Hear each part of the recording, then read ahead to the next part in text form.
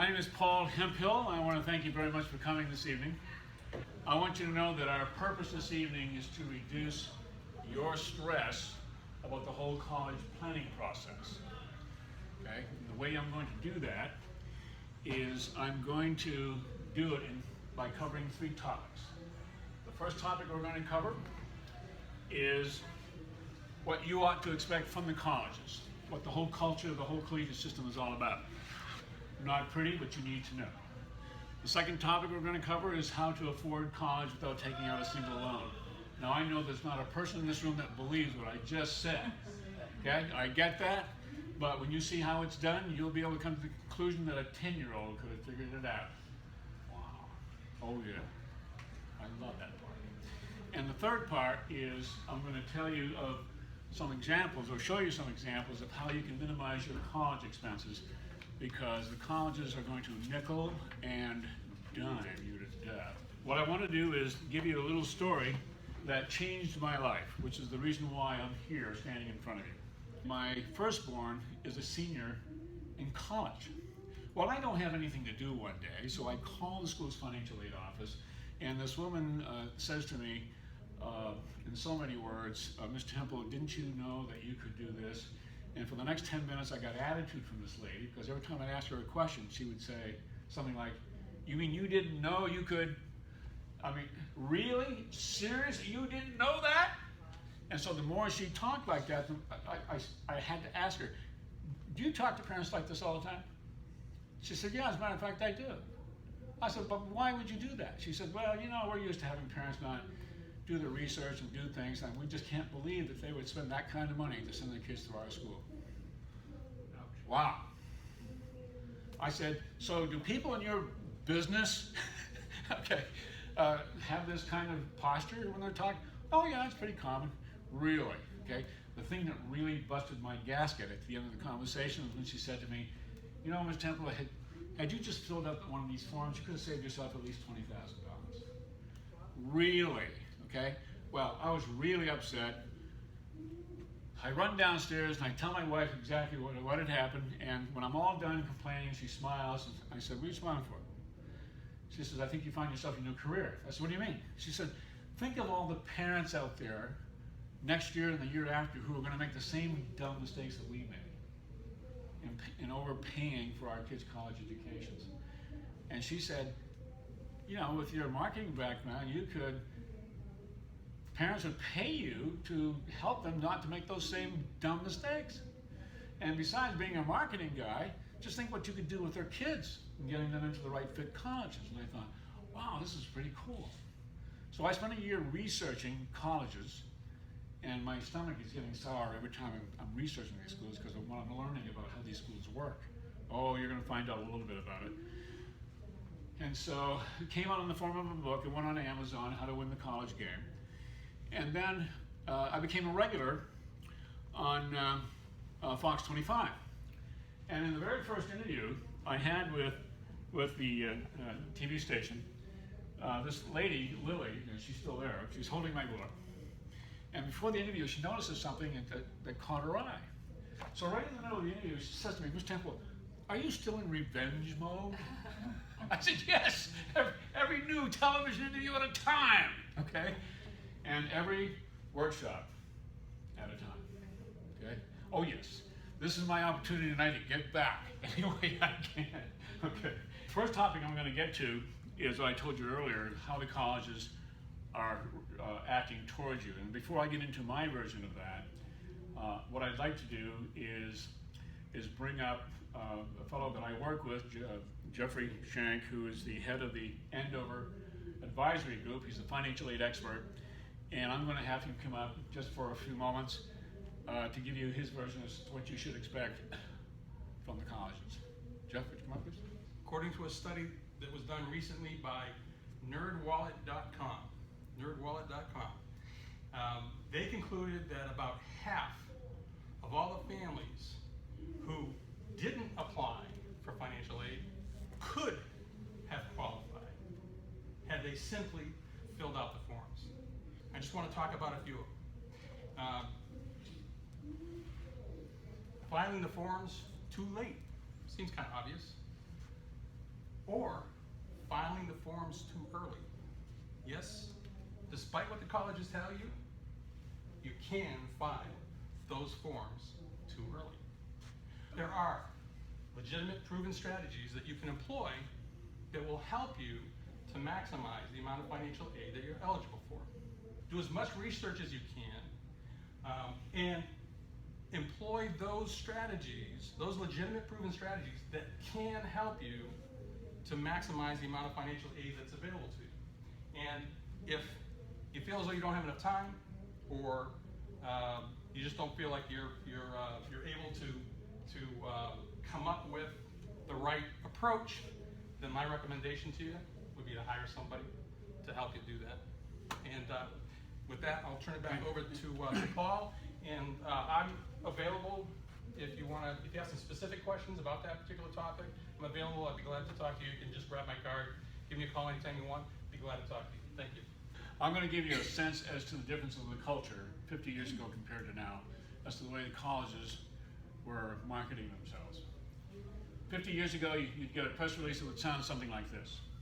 Today, we are pleased to announce the addition of 2 new Shakespearean scholars to our English department, who will be visiting us for a year. And you'd be reading that press release to your son, and you'd say, you know, this is probably a school you ought to apply to. And you would both agree that's what you would do. 50 years later, Boston University issues a press release that will go something like this. Today we are happy to announce the addition of a $1 million wave machine to our Olympic-sized pool. Message, apply to be you. We have a wave machine. Okay? University of Wisconsin-Madison, the party school in the country, where Arnold Schwarzenegger went to school. And I can't make up this story, this is amazing. They issued a press release announcing that they were going to put a massage parlor in the middle of campus. Why? So we could deal with the issues of student stress. Wow, I didn't know you could get all that stress from all those parties. Okay?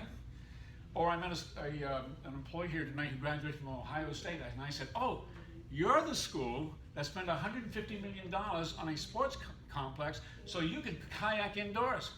Yeah, it was fun. She said that to me, okay? In other words, we're not going to convince you to come to our college because of what we're going to deliver in education. We're going to get you to our college on what we can deliver in fun. That's the cultural difference between 50 years ago and today. So parents, as you are writing out those checks and your son or daughters are being educated, just remember they're going to be surrounded by a lot of distraction. Okay? 12 verses 15. In one of the messages I had sent along to you, those who had registered, I said that I would reveal a trick that the colleges use. Now, the colleges would deny that this is a trick, that they don't do this intentionally. But when your son or daughter shows up on campus for the first time, away from home, freedom, no parents. Yes. I can skip class, I can sleep late, and I can party. Now, with that attitude, the college is aware that that's the mindset of the freshmen coming in. What they do is that they have you come in and have a, what they call an orientation. And part of the orientation, here's what they say to you, your students. In order to graduate from our esteemed university on time, you need to take 5 3-credit courses per semester. But in order to maintain your status as a full-time student, you only need to take 4 courses per semester. Now, what do you think an 18-year-old is going to be listening to in the sentence I just stated to you? Take 4 classes. Yeah, 4 classes. Wow, this is cool. So when your son calls you at the end of his junior year and says, hey, Dad, I got some bad news for you. What's that? Well, I just met with my faculty advisor, and he said I'm not going to graduate on time. You know, I'm an A student, for crying out loud. And how did that happen? And you're asking, of course, the question, well, I understood when I first came here, I only had to take 4 courses. Well, you can guess the rest, okay? But the rest is that you have to go back for a 5th year. And you know, and it's not the only reason why you go back for a 5th year. but more than 70% of all college students right now are taking 5 years to get a bachelor's degree, 5 or 6 years. Okay? Now, back when I was in college, back in the time the dinosaurs roamed the earth, we graduated in 4 years. And if we had a classmate that said he was going to take 5 years to graduate, he was labeled, what, a dummy, right? Not anymore. Those days are gone. Now, why would I put such a word up there like that to refer to the colleges? Now, let me just indicate to you that if two criminals were plotting a bank robbery, the ultimate question they would be asking each other, if they don't know how much money they're going to be robbing, because they got this all planned out, they've been planning this thing for years. The only question they would have is, well, how much can we get away with? Wouldn't that make sense? That's how criminals think. That's their template. When I was researching my book, the second edition, by the way, the new edition of this book is coming out next week. I'm not trying to promote the book. I just wanted to alert you to the fact that it's coming. And in the first few pages, I talk about words of warning. Now, these words of warnings are quotes from college officials who are telling you what to be looking out for when you get here. Okay? And this quote I'm going to give you, I left it in my second edition, is from a college official right here in Boston. Here's what he says. Tuition is set high, and whatever else we think can be extracted from parents. Getting the gist of this? Okay. In the last 10 years of committee meetings on annual tuition adjustment, the only real question was, how much can we get away with? So now you know what the mindset of criminals and colleges have in common. What can we get away with? And that's what you have to deal with. Okay. Now I want to get away from that. Now you got a sense of how the colleges work. Now I'm going to show you, I know you're really set for this. You're really wondering if we're really going to pull this one off. Right? How can I afford a college education without taking a single loan? Okay. When you get home, this is what I want you to do. I want you to go to this website, collegedata.com. When you get to that website, at the top of the page, you're going to click on College 411. When you click on that page, you're going to come to a page, and you're not going to be able to find Money Managers. If Money Matters, you're going to look all over for it. You're going to wonder, where is it? Go all the way down to the bottom of the page in this blue bar, in a little fine print. I don't know why they do that, but you click on Money Matters, and up comes cost, and then you click on that and you get cost of attendance. And what comes down from the drop-down menu are the list of dollar amounts that you can choose. Now, I'm going to tell you that the most fundamental question that you need to ask yourself and have the answer to is the question that's at the top of the list that I gave you in that brochure. What am I willing to spend on my child's college education? Okay, I just picked $25,000 just for that. So what that means is, you have said, you have decided in your mind, you and your spouse, the most we're going to spend on our son or daughter's education is $25 grand. That's it. That's our limit. We can do that, which means we don't have to take any loans. Is what I mean by that. This is for full college, not per year.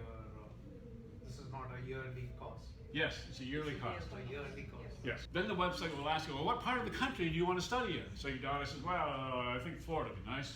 Nice and warm down there. Okay? Okay, so you go to Florida, and what happens when you click that on, all the colleges in Florida that are $25,000 or less comes up. You print out the list, hand it to your student, do your research, pick one, and you're off to the races. And you won't even have to take out the Stafford loan if you don't want to. Wow. Do you see how easy that is? That's how easy it is to pick a college based on price. Now, we know we're not going to pick a college just based on price, right? I just wanted to make a point to you, I think that's critical, that you can afford a college education without taking a loan. By the way, does anybody know what the most expensive college year is? Do we know? Anybody know? guess?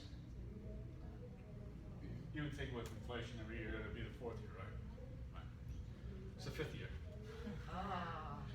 It's the fifth year. Here's why. Well, you're spending an extra year in college, and you're losing all that money by not being in the workforce the fifth year. The New York Times says that amounts to $68,000. Wow. One of the ways you can get your child to finish in 4 years is to make sure that he takes those 5 courses every semester. So when she calls you and says, "Oh, I'm only taking 4 courses, Mom," no, you're not. Topic number 3, 3 practical ways to spend less money from college. CLEP, College Level Examination Program. Anybody ever hear of this? Okay, that's fine. What that means is let's say, for example, you're a sophomore in college, and you have to take this American government course, and you hear that this professor is really boring, okay? And you don't want to take his course, but you know that your college allows you to take the CLEP test to test out of that course. So you spend $80 to sign up for the course, for the exam, and $20 for the manual. Total out of pocket is $100. But the school that she's attending is charging $4,200 for that course. She passes the course, and she gets credit for it. She saves you $4,100. Do that 5 times, and you test out of an entire semester. Oh, talk about minimizing your cost. Is the manual adequate to study for it and pass it, or? Sure, it's designed, the companies that produce those things are really good. There are companies out there, by the way, that will coach you through the process, and if you don't pass, you get your money back. Okay, it's kind of interesting. SAT test. I want you to take down a person's name here in the Andover area. His name is Peter Bevan, and he's a superlative tutor on the SAT and the ACTs. Peter Bevan. Why is that important? Is because what happens is, let's say the colleges that your son's applying to, their average SAT scores are, let's say, in the high 500s. And you already have your scores in the low 600s, so it looks like a shoe-in, right?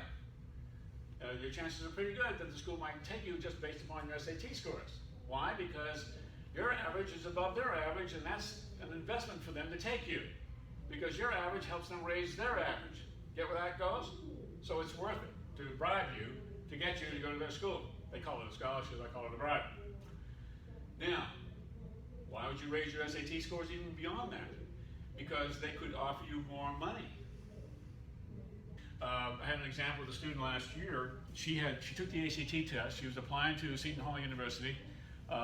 She needed a 32. She had a 30, which is really good. Very bright student. And I looked at the school's website, and I found out that from 2 more points, she would get another $12,000 in financial aid. So I called the mother, and I said, "Laura, you got to get this tutor to tutor her on getting those scores up just 2 points."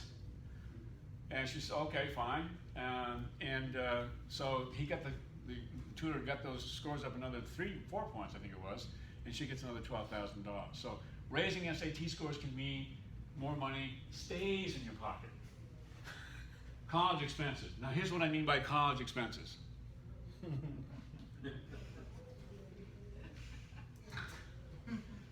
What I didn't tell you at the beginning of the workshop was that I had a very special message for the students. In some literary circles on Amazon, for example, I'm known as the Life Lessons Guy. And the reason why I say that is because 2 years ago I wrote a bestseller, and it was a bestseller for about 2 weeks. I'll take 2 weeks, but it was a bestseller, no less. And it was about a historical event in our history, where I wrote 88 short stories about 88 individuals about what they did in that event and what we could learn from what they did in that event that we could use right now in our own lives. See, I was trying to make history very relevant. So the life lesson is, I sat my 2 sons down before they went off to college, and after this discussion, they came to the conclusion that Dad was going to be Mr. Mean for the next 4 years. And this is what I said. I'm not paying for this. If you go to college, you're going to be paying for this, and the way you're going to do it is that you're going to go and get a job. before you go off to school, get a job, earn some money, and if you decide you want to go to the beach for the rest of the summer, okay, fine. When you get to college, you go to, let's say, to the school cafeteria and start washing dishes 12 hours a week. What? Dishes? Oh, Dad, you're kidding. No, I'm not. All right, so I turned into Mr. Mean for 4 years, and then I said to him, at the end of that 4-year period, you're going to write a resume, and in that resume, because I paid for your education, you're going to put a clause in that. Mary Ellen, you have a call on line 3. Mary Ellen, you have a call on line 3. Mary Ellen? I said, so you're going to put in that resume the following phrase. And you're going to highlight it in yellow, so when you walk in for the interview, you're going to take out that piece of paper, you're going to put it right in front of the person who's going to be interviewing you, and what's the first thing that person's eye is going to be drawn to? Is what you did with the yellow highlighter. And the phrase is 4 years of money management experience. And they're going to ask you, and this is what happened to my 2 sons. Could you please explain what this means? We've never seen this before. Got that? Okay. Well, you know, my parents, they forced me to budget my money, to learn how to economize my time so that I wouldn't spend my money frivolously. I mean, I couldn't go to Florida with my friends and have a good time. I had to count every penny for 4 years. Really? But my sons then said to the person who asked the question, you know, I was able to save my parents a little over $10,000 by doing this. And you know, if I get this job, who knows what I could save this company? True story, both my sons were offered a job after every interview. Something as simple as that, okay? One more thing. We're almost done here. The whole college planning process is divided into 2 areas. There's the financial area, which is what we have basically touched on this evening. And the area that we won't have time to touch on is the admissions area. Doesn't matter how much money you have or what you can afford, you're going to be asking yourselves 1 of 2 questions. The parents are going to ask, can I afford it? Well, you know you can. And the student's going to ask, can I get in? And the admissions process is the process that can really force you to be tearing your hair out. Because here's what sympathy I have for the really bright students that show up for these workshops, or any workshop, it doesn't matter where, is that they get all the wrong signals from very well-meaning people. Gee, you're an A student, you're going to be able to get into any college you want to get into. Here's the problem with that. You're going to show up at a college, or you're going to be competing and applying to colleges of people who are the same caliber as you are. Let me give you a little story. Had a workshop similar to this. One of the students didn't show up. I show up at the house because the parents wanted me to discuss this whole application process and how it works. And this 16-year-old girl sitting across the table from me, she says, you know, Ms. Temple, I'm really sorry that I didn't attend your workshop. I thought that was kind of cute, you know, I apologize. And she said to me, she said, could you tell me in 30 seconds what it is that you do? My father says, gee, I said, couldn't you give Ms. Temple a little more time than that? Okay. So I saw by the look on her face that she was looking at my hair and saying to herself, I bet this old guy can't talk as fast as I can. Okay. So I said, okay, I'm up for it. I said, I want you to pretend that your little brown box is going down the conveyor belt towards the admissions office. There's 5,000 little brown boxes in front of you, and there's 5,000 little brown boxes behind you. And the reason why you're on that conveyor belt is because you all qualify to get into that college. And the reason why they're not, you may not get into that college because you don't stand out. You look like everybody else. So how are you going to stand out? How are you going to look like everybody? How are you going to be taken seriously and be possibly accepted into that college? You're going to put a big red ribbon around your box. Whoa, there it is. So as your box is going down the conveyor belt, somebody goes, whoa, what's that? Okay? And as I said to the student, I said, I'm the guy that puts the ribbon around your box. See, I can't do your grades, I can't do your test scores, I can't do your extracurricular activities, I can't do any of that. Okay? So people will say to me, what is it that you do? I'm often reminded of a question that Steve Jobs was asked when he was first getting into the computer business. Somebody said, oh, so I understand that you're in the computer business. He says, no, I'm in the business of improving people's lives. And I do it with computers. And so the guy at Starbucks was asked, oh, so you're in the coffee business. No, I'm not in the coffee business. I'm in the business of having people go to 3 places on a daily basis. Work, home, and a place where they can interact with each other and enjoy each other over coffee. So I'm in the getting to know you business. Okay? So people ask me, they'll say to me, oh, I understand you're in the college business. No, I'm not in the college business. Here's the business that I'm in. The business that I'm in is that I show high school students how to succeed for the rest of their lives. How do I do it? I do it by showing them those strategies that they need to use to get into their first choice college, the right fit college. That's all I do. Okay? Now, I'm going to have a question and answer session for a very short period. If by any chance, I'm going to pass this piece of paper out. I'm just going to ask you to give me your name, email, and phone number. The reason why I want your email is because I want to send you the videos of the video course that you're going to get, that I get $50 for from English-speaking students all over the world. You're going to get it for nothing, courtesy of the YMCA. And it's going to come to you in the form of one short video every Saturday morning for the next 10 Saturdays. So be prepared to ruin your weekend when you open up your email. Okay. But they're very short. Some of them are entertaining, but I don't let the entertainment get in the way of the message. It's very critical. And some really valuable information in those videos. I don't try to sell you anything, none of that stuff, okay? I'm not into that, but I'm gonna have you fill this out. Now, if you want to, this is totally your call. If you would like me to follow up by meeting with you and your son or daughter at your home, I'd be more than happy to do that on one condition. This is my condition.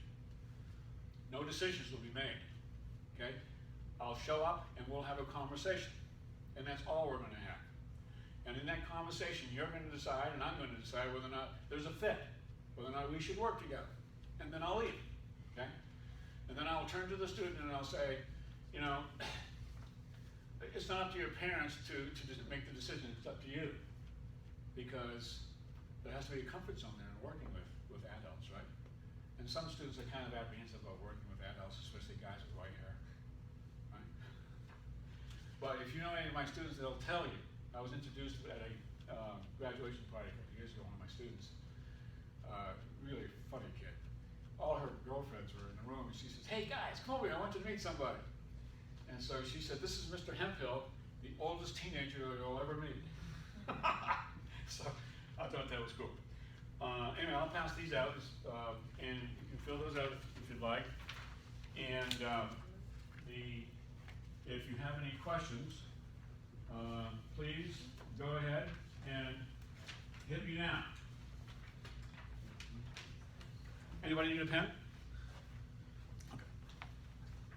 And so you talked about having this conversation at the house. At what grade would it make sense to start that conversation? Oh, that's a great question. I only work with sophomores and juniors. Okay, so if you're going into the sophomore year, that's fine. One of the things that I do initially, just so you know, is I have the student go through what I call a period of self-discovery. We don't talk about college and any of that stuff. We talk about who you are, what you're all about, so I get a real sense as to who you are, what you're all about. So it gives me a good feeling as to how and what direction we ought to go in. And it can be scientific, and I really don't want to get into the details of that now because it's complicated, at least in this form. Any other questions? Okay, so if you want to fill those out, I'm done.